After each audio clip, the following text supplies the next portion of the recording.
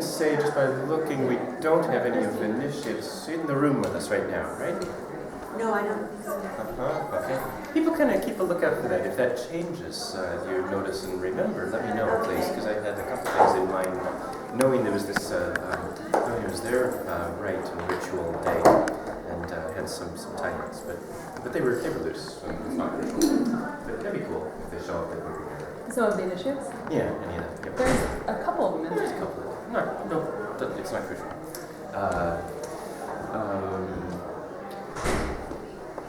I just want to give a heads up when I noticed that I carried in way more stuff in my head and physically both than can fit into this time. But people who have an interest, I've got the things here. Books, references, answers. So if we've kind of done our second hour thing and it's just over, if we don't make building genders late or something by it, and if someone wants to hang out and have other questions, we can probably answer, and I'm always into that. This is a huge project I've been on for a while, and I think let's see, who's heard of Mohegan Sun? Well, after The casino. This is just so the casino. Okay. What else goes along with that place? What else is there? Museum? Museum? Okay. Yep. That's Who's heard of Foxwoods? Yeah, Trevor's right. This is the other one. That's the other one. Yep. Okay. And museums with Foxwoods. There's locally in the area, original peoples down around Pequot Harbor. Who knows Pequot Harbor? Do you know it by the more modern name? Thames River? The Thames River. Yeah. Down by New London and Groton and up to Norwich. It's actually not a river. It's the entire way up to Norwich, about 15 miles. It's an estuarine, salty gradient, and it's kind of a bit of the ocean. And it's always been the biggest natural barrier between New York and Boston. Big ferries there. They're big, real interesting. Just travel stops there and starts there, and there's easy connection to Long Island, which even before Europeans was always more a part of New England than New York or things inland. And this is true when the Indians were here before the white man. And down around the Pequot Harbor, so-called, when it was Pequot Plantation, John Winthrop's son, John Winthrop Jr., came out of Massachusetts Bay Colony, Boston. He went west young, and when he went west from Boston, he landed at Pequot Harbor. The Pequot Indians were there, and he knew it was a harbor, not a river, and he named it Pequot Harbor. That name stood for a while. And I like it. I like when the local names actually have to do with the local people and the real reality of locality. And I'm living in New London right now, Pequot Plantation, on Pequot Harbor, and Samson Occam was a famous Mohegan Indian in the 1700s. He was born in the 1720s. He converted to Christianity during the Great Awakening. George Whitefield, James Davenport, these guys, others of the Sons of Thunder. Sound was a bigger metaphor than image back then. So they weren't, sons of lightning, they were sons of thunder. It was all about the sound, the preaching voices and the singing and the mayhem that they brought along in their evangelical revivalistic meetings that kind of set the tenor for centuries ever since. Samson Occam got converted in the first wave of those, and lots of other Indians did, but not so many in the very first wave. But then, after he and others of his generation trained in an Indian missionary training school that was being run in Lebanon, Connecticut, some of them then went and did Christian missionary work to other Indian nations. Samson Occam went to Long Island, and he worked with the Montaukes. We've heard of Montauk Point, Montauk Lighthouse. That was the people. They were Montaukets, and he worked with them. In fact, he married into the Fowler family, and married, I forget his wife name, Hannah? Is the daughter that Joseph married, Joseph Johnson. I blanked on his wife's name. It's a shame. But she was Montauk and was originally Mary Fowler. He married, and she was a sister of David and Jacob Fowler. David and Jacob Fowler, as well as Samson Occam, as well as they were Montauk, and then Samson Occam Mohegan and Joseph Johnson Mohegan are the big names, who organized the many Indian nations of the area: Mohegan, Pequot, the Montauk across the water, the Narragansetts, south shore of Rhode Island, Niantics or Neantics from present-day Niantic area, but also they were kind of eastern-western parts, and their eastern part, they were either the same or they blended a lot with the Narragansetts. There's uncertainty still, but all of them. Plus also, since Joseph Johnson did some of his work with the so-called Farmington Indians, a little closer to here, up in the bend of Farmington River, west of Hartford a ways, was a nice little place where a very small community of some truly a remnant of Tongass Indians were still surviving, living, and Joseph Johnson Mohegan worked amongst them. Now, an interesting thing was that back in that school run by Eleazar Wheelock, who himself was one of these Sons of Thunder, major evangelical preacher guy. A quote. I won't bother all like footnote details, but this is. By 1764, Eleazar Wheelock had taught his Indian students to sing in 3 parts. This was a part of the training. A Boston merchant interested in Wheelock's Indian charity school wrote a letter dated 1764 in which he vouched for their vocal expertise. From a 1764 letter of a visitor, quote, "I reached the house a little before the evening sacrifice and was movingly touched on giving out the psalm to hear an Indian youth set the tune and the others following him and singing the tenor and bass with remarkable gravity and seriousness. They seemed to have nothing to do but sing to the glory of God." Next year, David Fowler, I mentioned here, the Montauk Indian, dispatched to the Oneidas, another destination and the main target destination of this missionary school. There was some shrewd political thinking going on. What about the Iroquois? What about the Confederated Five Nations around Great Lakes? How can I make a request of you? Yep.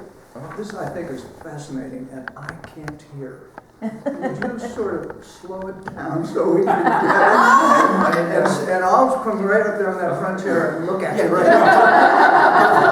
Okay, Bill, get right next to him. I should try to slow. And it's a perennial I think it sounds challenge great. for me. But also, we got going a little later than usual, and I'm told it's like a short time, so I'm trying to hurry, and I shouldn't. Yeah. I just have to edit more. Shrewd thinking. Up north around Iroquois country, I used to be really, really proud of the Brothertowners. What these guys did, Samson, Joseph, the Fowlers, they some of them were missionaries to the Oneida, and so then this is probably impossible to see all around, but it's a really unique county shape. It still is today, the shape of Oneida County in upstate New York. And there's just a little bit of Oneida Lake here, which is just a little ways outside of Lake Ontario, of the Great Lakes. Lake Ontario is about here, and there's a Woods Creek that connects Oneida Lake with it. There's a different river, because Woods Creek is on this side, and goes right to where this little block is, where there's another beginning of a river. That's the Mohawk River. It goes all the way to the Hudson. From the Hudson, of course, out to New York City and the Atlantic. There's just 3 miles, only 3 miles in between Wood Creek, the Great Lakes, and Mohawk River to the Hudson. There's just 3 miles of land in the way here. Like, not quite continental, but a larger divide than the Rockies are. It's a divide that is almost a continental divide. It just isn't the continental divide. It's not the highest one, but it actually splits up bigger watersheds than what the Rocky Mountains do. It's there, and the Susquehanna River is just a few miles below. It goes down, and just this incredible divide area, incredible rich land. It's just glorious driving there. Now, I've been here on research trips for all this. It's incredible. The Brothertowners were smart. It's right down here.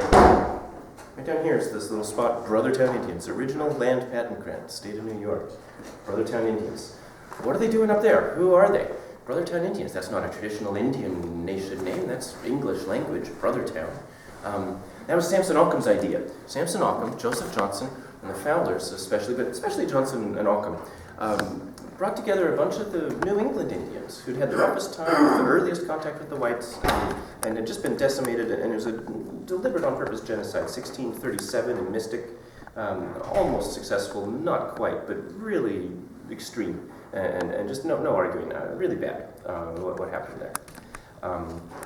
Survivors are Pequots and have Foxwoods now, and a large reason that Mohegan Sun, Foxwoods, well, a very large reason that they exist is because these names I just keep mentioning as the heroes. These guys are heroes to me. They created Brothertown. It's an Exodus story, absolutely Exodus. They are displaced people. They've lost everything. They've been, literally enslaved. They've been sent to the West Indies. The ones that didn't get sent away on the ships are just like hiding out and trying to survive, losing their land to these land-grabbing colonialists. And the firewater, troubles, endless troubles, So finally, some of these that had really sincerely Christianized.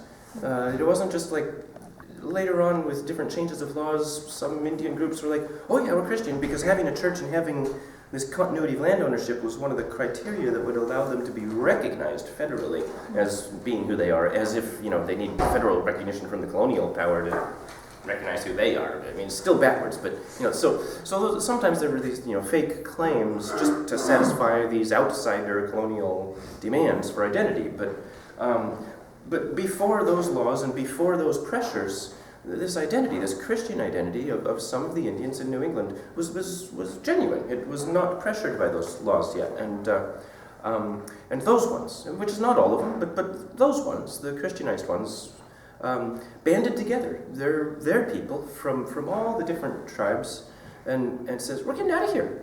We're going somewhere better. And we've done some missionary work with the Oneidas, and they're friendly with us, and we asked them if they had any land. They said, yeah, they got space for us, so we got a spot, and we're moving up there. And they did it. Hundreds. And they made it. And they got the land grant, and they got it legal, and everything, it's theirs. And of course, it only took 5-10 years. All the same problems. The revolutionary was over, war was over, and so without the European forces to be engaged in war with, the new empire could turn its attention west, and boy, it did. And man, things went fast. Just settlers and armies just pouring west, and it just took no time at all. And they did it again. They pick up and move to the lands west of Green Bay. It wasn't even in the state of Wisconsin yet. They just called it the lands west of Green Bay. And they ended up on the east shore of Lake Winnebago. Also an Indian name, but now it's a camper trailer for people of empire, right? And there's incredible ironies in a lot of these names and what they stand for now. I mean, we could drive a Pontiac, and there was such an incredible rebellion that Pontiac led. Pontiac's rebellion. Wow, check that out in your history book. I mean, it's not exactly a revolutionary act to drive that car, but that name, back in the day was a revolution, and it's a funny juxtaposition. Can I ask you a quick question? Yeah. This opens my eyes. Was the whole United States essentially covered with Indian tribes? Oh, completely, yeah. So it's interesting to think what it would be like if the white man hadn't come and killed them all. We wouldn't be global warming.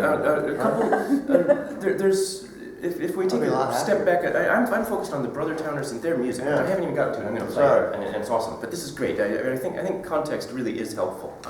I think Charles Mann, M-A-N-N, Charles Mann has a book, 1491. I think he's utterly convincing. He really answers your question, Mike. Before the Europeans, what was going on here? A lot of myth and misunderstanding for centuries, but we've just finally, very recent decades, with archaeological record and a little more open-mindedness, been figuring it out, what was really going on. And what was really going on was incredible, huge, very populous, millions and millions of people, flourishing, healthy, fast communication, smart civilization going on here, all over the continent. And when Europeans landed anywhere, smallpox and plague and things would follow for the next several decades, thousands of miles away. So the next boat would come 30 years later or something, and it's nice, no gravity still works.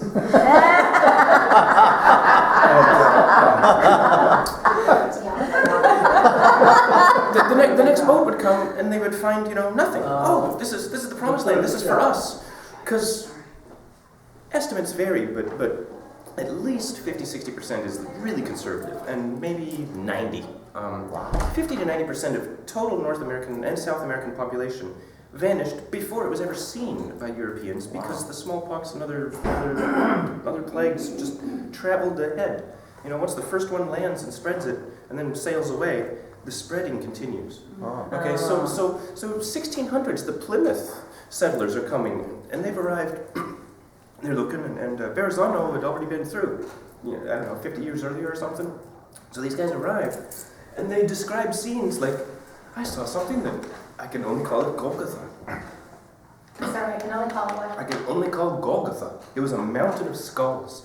There was such death at such rates that they couldn't bury their own dead. They couldn't take care of what had happened. They just had to run away and hope that they'd survive. And literally just left camps and bones and people just left it behind. It wasn't war. There's no injuries. It just plague. And that's already happened. And then the Pilgrims arrive because there were ships before. You know.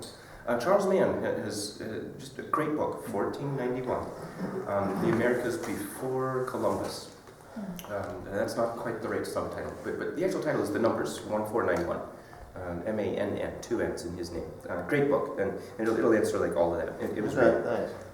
So, you know, every anthropology, every ethnography, every study that's ever been done of First Nations peoples, that's the word used in Pacific Northwest and in Canada, and I'm kind of fond of it. I'm from out there, that's the Pacific Rim eclectic bit. I was born in Alaska, raised Oregon, Washington, and there's more survival and more presence of Native American culture and artifact there. And my father's Lutheran pastor, and he was in Bush Plains in the 60s, is mostly when we lived there, 60s. So I was born in the 60s in Alaska, way before the oil was flowing. Rough, poor frontier still. And big one, and Dad was all over the state. I remember Mom would CB radio, where's Dad? You know, somewhere in the state, you know, trying to find Dad, because he was a bush pilot. These are the guys that say, are you alive? And then it was a good landing. You know, there's pieces of the plane, you know, 300 yards behind the tree, you know, your luggage is in the lake, and you're pretty unhappy with the pilot that you just paid for, and he's like, well, are you alive? And you're like, yeah, no, it was a good landing. Only criterion. That was the only criterion for good landing up there when we were there, and Dad was flying with them. You know, it's real. A little more survival up there, but every ethnography is just looking at remnants. It's just looking. I mean, just imagine if in all the Middletown and everybody in this room and everybody in your family and everybody you know, if 50 to 90% of them all just were dead next week. Our civilization would collapse. Our culture would collapse. We'd lose our communal memory. We'd lose our function. I mean, everything. You know, we'd just be a bunch of orphans. So it's no surprise that that's what we find when we come here. And the fact that we found a lot of people that were still functioning, and a lot of civilizations that were still functioning, a lot of, like, you know, the fact that anything was still going on is triumphant, just amazing. And the, you know, some people that are just right in the forefront of the landing, these New England natives, that any of them survived at all, you know, is just amazing. You know, right at the landing point, which is here. It's here, Cape Cod and Boston, and then, you know, Boston's father, his son, New London. That was John Winthrop Jr. So what happened with me? I'm the very avid shape note singer, sacred harp, shape note singing stuff. If you ever hang out with Neely Bruce or South Church, you'll run into that stuff eventually. And it just came up in the bibliography as this thing called Indian melodies. Indian melodies. But it's this shape, and that's a cue right away to me, like, oh boy, it opens this way, that's like shape note. And sure enough, it's shapes instead, it's shaped note heads. And it says on the front by Thomas Colmick, a Narragansett Indian. And I'm like, wow, you know, this is local. But it's not local. He published in Wisconsin. I was so confused. Now, you already know the clues. You know the trail. I've left the breadcrumbs for you already. Oh, a Narragansett and he's in Wisconsin. He must be a Brothertown Indian. Yeah, good for you. Smart students. Okay. Yeah, he was one of them that Christianized, joined up with the Exodus. He went to New York, and then he was among the very first to go to Wisconsin. And he started learning, you know, formal music, but there was already this tradition. And I know that shape note singing is a communal tradition. A book like this, it doesn't come from nowhere. These people must have been singing, but no one's ever heard of it. And that's when I got going on this project. Like, what is this music, and who was singing, and what did it mean to them? It meant their identity. It meant their survival. They'd lost a culture, but they really adopted a new one. They were Christian, and they meant it, and they sang it. It's part of how they hung together. Yeah. Help us understand what shape note singing is. I won't, because I'm limited on time. But it's a particularly shape note singing. Shape notes are a publishing idea that came up in America around 1800 and became grafted onto an already existing New England revolutionary singing school tradition. And that's what these guys learned. And they were here, they learned it. And one of the big puzzles for everybody studying this singing school tradition, which is nothing we could call it, it's the New England Revolutionary Era singing school tradition. how did it get over the mountains so fast after the revolution spread the north and the south in Trans-Appalachia? You know, here's the cultured, civilized eastern seaboard where we do things like teach singing in missionary schools, and they learn so well. But then, what about that crazy Trans-Appalachian frontier? You know, it's the upland south, not the old plantation south. It's west of the mountains, not on the seaboard. But north or south, Trans-Appalachia, in the end of 1700s, early 1800s, north and south, it had more in common with itself than the north or the south did with each other, or with Trans-Appalachia, you know. Upland south was not slave territory. It wasn't the old plantation south. It was Trans-Appalachian. It was where they sang like this, and not the old city committee urban way. So I just got too curious. I had to like learn this stuff. And one thing happened was just I found great music, just really cool tunes, and some of them very distinctive and different from a lot of the other traditions. Some of them very much in the style of the mainstream tradition, so much so that they got stolen, put in other books. It wasn't enough to take the land and take everything else from the Indians. You had to take their intellectual property. Like, it's really like, build a house with it. I mean, come on. You know? But author of The Sacred Harp, B.F. White himself, takes Thomas Colmock's name off of missionary or white pilgrim, puts his name on it, fabricates this really charming story that's really false about this friend of his that goes as a missionary to the prairie. Well, since then, we've found the actual source of the poetry, who's this guy in New York, around the time that the Brothertowners were in that same area and were moving to Wisconsin. No coincidence. You know, Thomas Colmock was there, got the original poem about 3 years after it was first written, and put it into his tune and published it. Just a few years later, it's in the other tune books. His name is stripped. You know, come on, guys. There are a couple of tunes like that. So even after displacement, moving under duress twice to upstate New York and to Wisconsin, and generations going by, after all of that, still they had such a good singing tradition going on and such good music that they were still acceptable to the mainstream of the singing school tradition that was publishing in the South by the 1840s, 70 years later. They were still like so good at the music that it was worth stealing their music from them. It was that good, you know. And so again, it's just more acclaim for these Exodus heroes. And because they made that Exodus, and because they survived and had records that proved genealogical connection, it's pretty much because of the Brothertowners in Wisconsin and Minnesota and their records that Foxwoods Mohegan Sun exist, that they were able to satisfy the federal criteria for recognition as a tribe, as a nation. So we're looking at just, you know, faith of fathers and mothers and traditions that are handed on that have rebirthed entire nations in our midst. It's pretty amazing.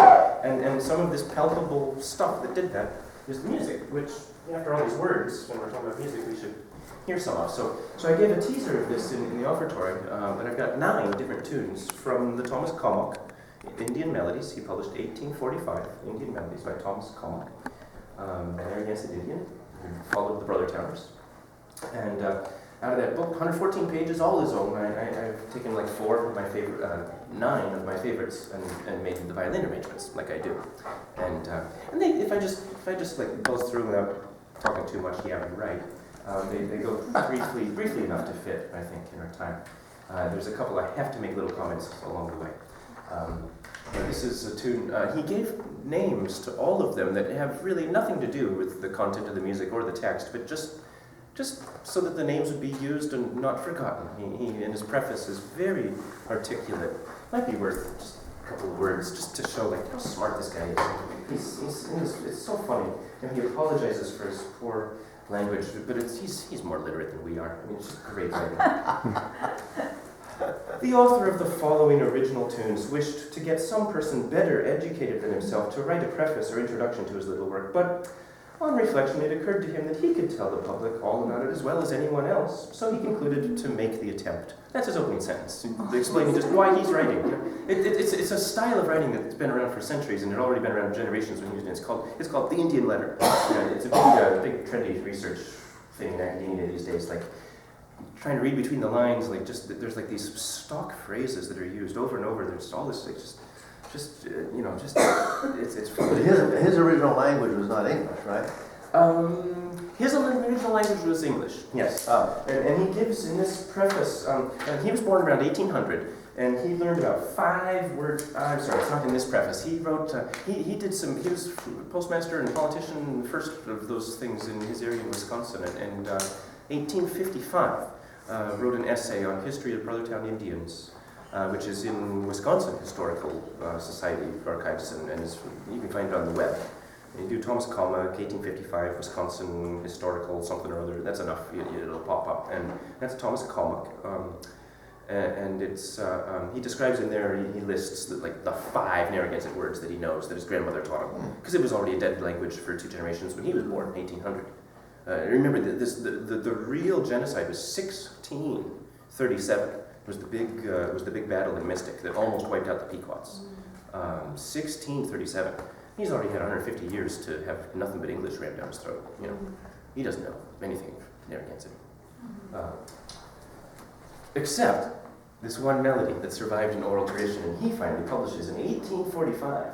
And that has a footnote, a story that will not be neglected when we get to that tune. But once we get to that tune. So this one, but I wanted to say why. That's great. Well, I'm looking at the tune and it says Seneca on the front. I was like, oh yeah, I was going to explain. The names of tunes in this work. As the tunes in this book are the work of an Indian, it has been thought proper by the author, who is, speaking of himself in the third person. This is his writing still. As the tunes in this book are the work of an Indian, it has been thought proper by the author to have it all of a piece. The tunes, therefore, will be found to assume the names of noted Indian chiefs, Indian females, Indian names of places, etc. I like that list. This has been done merely as a tribute of respect to the memory of some tribes that are now nearly, if not quite extinct, as a mark of courtesy to some tribes with whom the author is acquainted. The Oneida, and the Oneida is one of the big 5 of the original Iroquois Confederacy around the Great Lakes. Iroquois, or Himnozauni in their language, the people of the Longhouse, they had houses and stable, cultivated fields and farms, and they had it going on. They were a great civilization.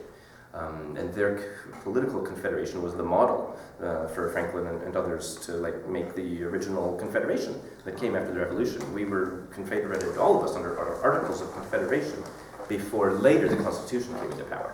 Washington wasn't the first president; it was Hanson. Sweet under the Articles of Confederation. That's contestable, but we had our nation before it was what it is, and with the papers we have now. So these names are kind of random, and this one is Seneca.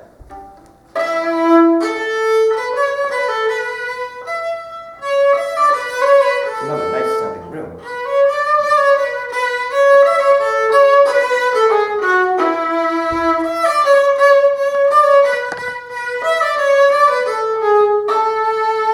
Even with the carpet. Wow, good.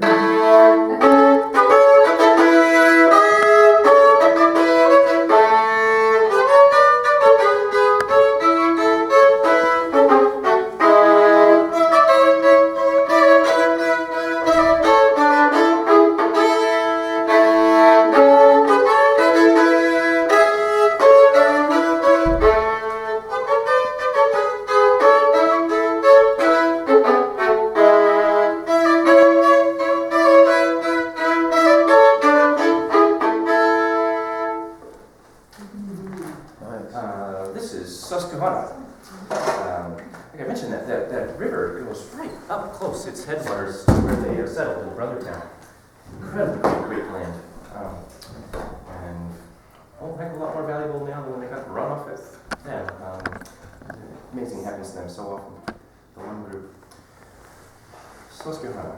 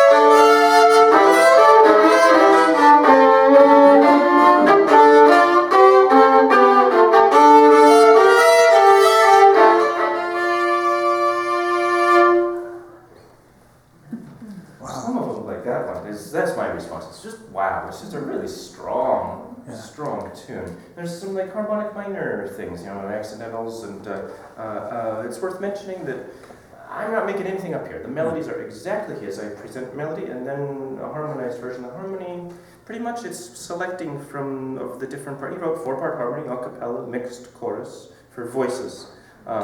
And I've got just about 2, sometimes 3 at a time that I can play here. And so of those 4 parts, I'm just choosing what will be most effective in this translation to violin. But I'm choosing. I'm not making up. I'm choosing from what he had. There is a little bit of interpretation here and there, very rarely, about some accidentals, knowing the tradition he's a part of, and some common variations from what's printed from how people actually sing. I figured those variations that I'm so familiar with today would have been going on back then. Also, that's just me figuring, who knows. So except for that iffiness, rare occasional notes, this is just exactly his notes, just I've chosen a few. Are you saying that it was in 4-part? 4-part harmony, yep, Yeah, it's singing music, it's just only for singing. This is like a page of it.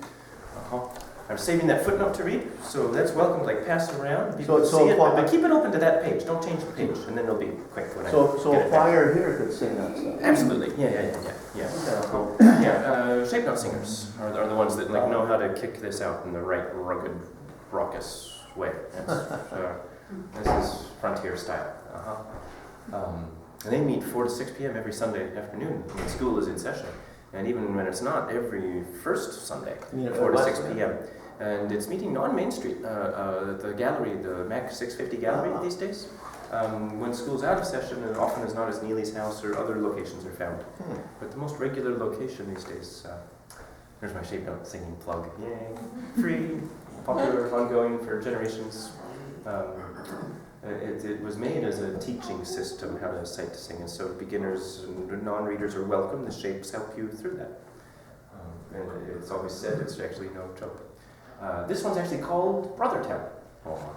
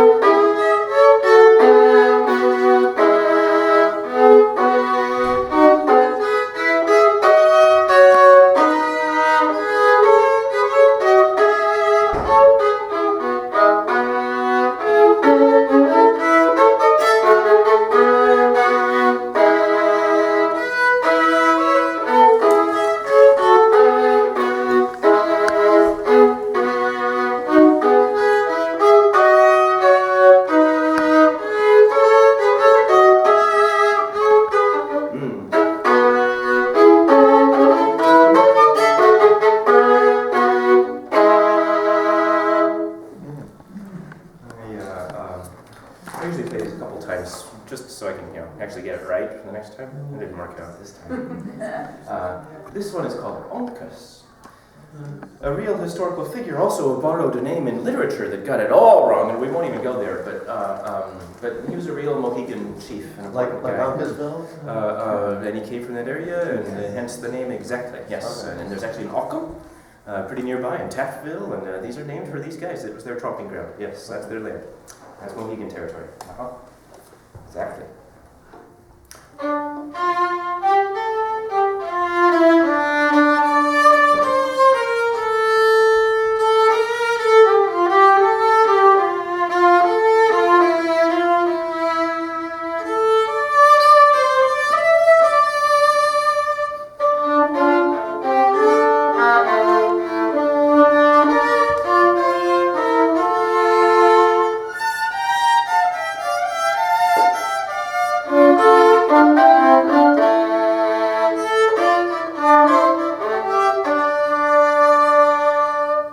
Sounds like a lament. Now that one was a lament. Any other impressions? This one is distinctive. It's different than most. Yeah. A lot of them sound sort of English and almost Scottish. People say that about a lot of the shape note tradition in general. The singing schools began in in colonial New England, and it's believed it really came out of like an English West Gallery tradition, which was kind of analogous to the singing school thing in that it was more common in rural churches away from the cities and the committees and the denomination headquarters. But it was nonetheless British, very British thing. The British immigrants were very British, and were also so in their culture. And these guys, there's 100 years before 1700s, their civilization had been wiped out already. And so they learned English, they learned the British style of music. And if it sounds like that, that's just a testimony generations later and 2 moves later and into Wisconsin, how well they learned, and we're still carrying on. Well done, gentlemen. Yeah, very British in a lot of ways. But then sometimes it's not. There's some distinctive things. And I've got a church I play in New London. There's a woman who just like loves this tune, Brothertown. She says, "Oh, this reminds me so much of." She's black and came from Caribbean, and she Antigua, I think. She says, "Oh, it's what we. It reminds me of what we sang when I was a kid in school." These are British schools, This is the North American colonial experience, another side of it, and this like reminds her to death of that. That's kind of weird, pretty interesting, amazing. Is this a hand? Yeah. Yeah. What instruments did they use to play with their music? They did not. This was that a was cappella singing music. That was the considered kind of the proper right. They were kind of Puritan in that regard. Like, we'll sing. That's it. No instruments. And in the shape singing tradition, there's no instruments. That's kind of the thing. The frontier, rough life, there weren't instruments, mostly. Violins, portable, and they cheap, and they started, moving out there, but that was about it. Voice was really the dependable common instrument. So really just this singing music. Now, Uncas, that melody, I have to digress, and it's not really a digression, since the theme here today is First Nations peoples, colonial impacts, and then diasporas and displacements and all these kind of things. And I have kind of maybe a story of like different like dispersed populations kind of crashing into each other and impacting. Anyone just let me know if this melody is familiar to you. I'm going to play a tune this is not one of the Thomas comics. People might have a familiarity. I'm curious if you know it or not.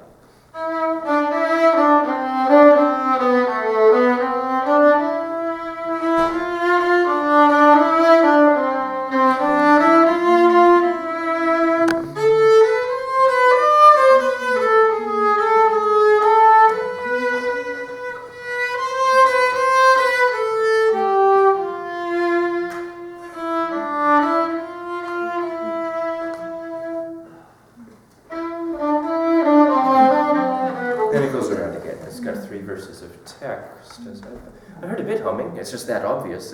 It's just a very catchy tune. But is it actually familiarity or just picking up on it already? Familiar to anyone? No. Okay. When I learned this tune, Uncas, when I came across it in the Thomas comic, I was like, this seems familiar to me. This seems familiar to me.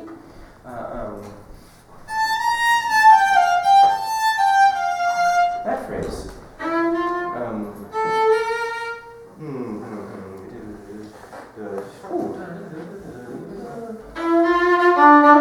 They're a different key, that's what I was sorry. Sorry. Okay, so if I thought about this, I would have had them in the same key. D, A, yes. Up of it.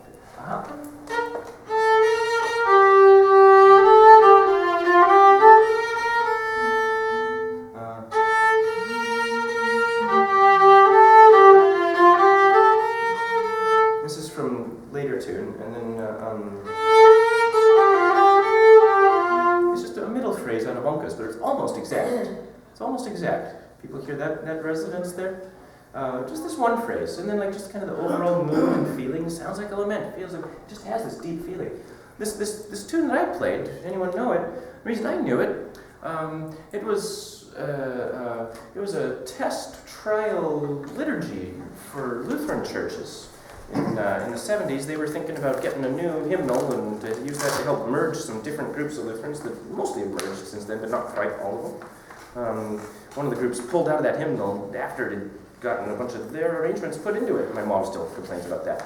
We got their crummy, and then they pulled out. With this contemporary worship, the Holy Communion, setting 4 by John Ylvasaker. Anyone know that name? John Ylvasaker. He's one of these guitar strumming, makes up liturgies kind of guys. John Ylvasaker, folk, provided by the Inter-Lutheran Commission on Worship for provisional use on the way to the new Bible. It was published by especially Augsburg Publishing, based in Minneapolis, and I mentioned my Lutheran father pastor, he's a Minnesota Viking.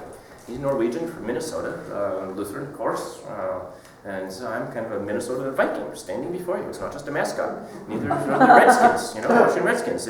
Should I get all mad like the natives do? Hey, you're using me as a mascot. I'm not a mascot. I'm a real person with feelings. That's okay. I'm okay with it. But we had our colonial heyday 1,000 years ago, rape and pillage, and we're still famous for it. That's good enough. That's good enough. I got my props, But it's real. And is it a coincidence? Is this a coincidence?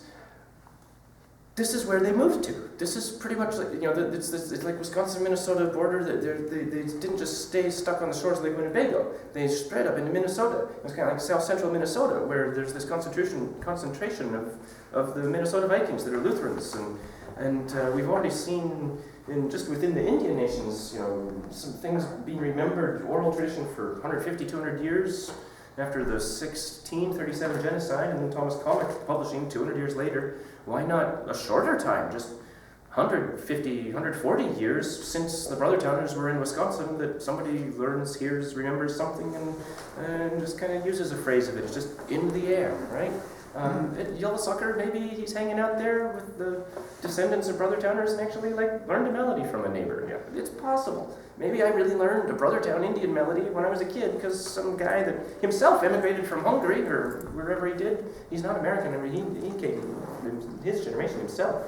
John Ylvasaker, I forget the story detail, but just interesting how these things happen or could happen or maybe happened, and I'm trying to figure it out.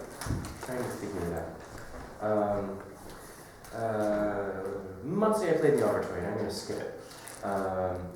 3, 4, 5. Montauk I played in the oratory that day, I'm going to skip it. And Comic is so much like Montauk, I'm going to skip that. But then we get to Lone Pilgrim, or White Missionary. I ran out the car to get this also. Big book of stuff about the White Pilgrim Missionary. Well, weren't they all white? Well, except for the Indians that were trained in Wheelock's school. But this one guy, the reason he got this nickname, he's been identified. I don't know how he did this in upstate New York in the 1830s. Or, I don't think there was such a thing as dry cleaning back then.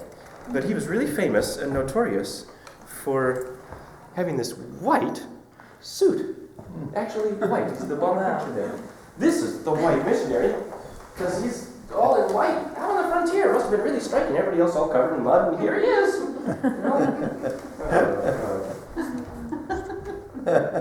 They try to be pretty realistic with portraits before the days of photography, So this is the realistic portrait, capturing reality so that we can have it, and it worked. Here it is.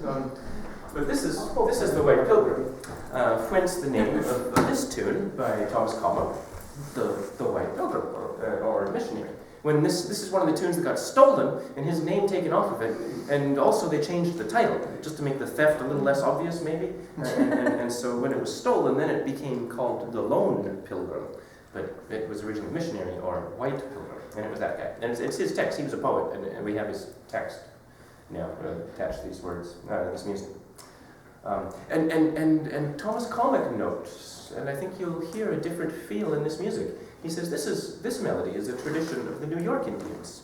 So he set a better model than the others that came after him. He didn't steal. He says, this isn't my tune. This is a tune of the New York Indians who've been kind enough to give us land, and I'm living with them now in Brothertown. And this is their melody. So he transcribed it, and he gave credit.